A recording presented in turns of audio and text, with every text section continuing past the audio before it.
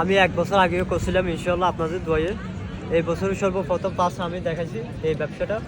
এখন অ্যাভেলেবেল হয়ে গেছে, অনেক মানুষে করে এই ব্যবসাটা। জাস্ট এই কারণে মানে একটু দামও বেড়ে গেছে, ফলের দাম।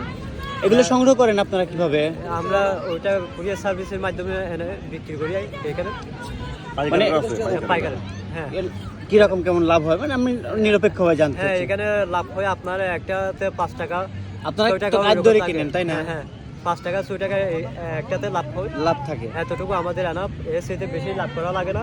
আলহামদুলিল্লাহ, এই রিজিকের হ্যাঁ, ব্যবস্থা হয়ে আলহামদুলিল্লাহ, যায়। এটা নিয়ে আমাদের ফ্যামিলি চলে, এটাই এতটুকু আনাপ।